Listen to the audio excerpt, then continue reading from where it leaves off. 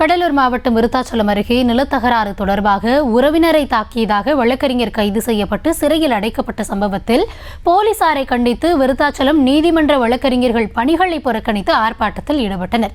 இது தொடர்பான விவரங்களோடு இணைந்திருக்கிறார் செய்தியாளர் பிரபு. வணக்கம். என்ன நடந்தது? விரிவான விவரம். வணக்கம் கௌதமி.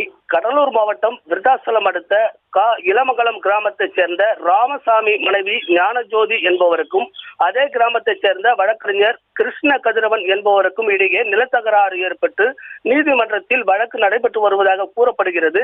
இந்த நிலையில் கடந்த 2 நாட்களுக்கு முன்பு வழக்கறிஞர் கிருஷ்ண கதிரவன் அவருடைய மகன் மற்றும் உறவினர்கள் டிராக்டர் மூலம் நிலத்தை உழுது விவசாய வேலை மேற்கொண்டு இருந்த பொழுது ஞானஜோதி, அவருடைய மருமகன் நடன சபாபதி மற்றும் அவரது உறவினர்கள் வழக்கறிஞர் கதிரவன் தரப்பினரிடம் சென்று நிலத்தை உழுது கொண்டிருந்த டிராக்டரை மறித்து தகராறில் ஈடுபட்ட போது ஆத்திரமடைந்த வழக்கறிஞர் கதிரவன் கீழே விழுந்த ஞானஜோதி மருமகன் நடன சபாபதியை குச்சியால் அடித்து கடுமையாக தாக்கியுள்ளார். அந்த வீடியோவானது வெளியாகி கருவேப்பிலங்குறிச்சி போலீசார் விசாரணை மேற்கொண்டு தாக்குதல் சம்பவத்தில் ஈடுபட்ட வழக்கறிஞர் கதிரவன் மீது வழக்கு பதிவு செய்து நேற்று இரவு விருத்தாச்சலம் சிறைச்சாலையில் அடைக்கப்பட்ட நிலையில் நிலத்தகராறு பிரச்சினை தொடர்பாக வழக்கறிஞர் கதிரவன் மீது போலீசார் வழக்கு பதிவு செய்து சிறையில் அடைக்கப்பட்டதை கண்டித்து விருத்தாச்சலம் ஒருங்கிணைந்த நீதிமன்ற வழக்கறிஞர்கள் இன்று நீதிமன்ற பணிகளை புறக்கணித்து வழக்கறிஞர் கதிரவன் கைது செய்யப்பட்டதை கண்டித்தும் கருவேப்பிலங்குறிச்சி காவல்துறையை கண்டிப்பதாக கூறி நீதிமன்றம் முன்பு கண்டன ஆர்ப்பாட்டம் நடத்தினர். இதனால் அப்பகுதியில் பெரும் பரபரப்பு ஏற்பட்டது.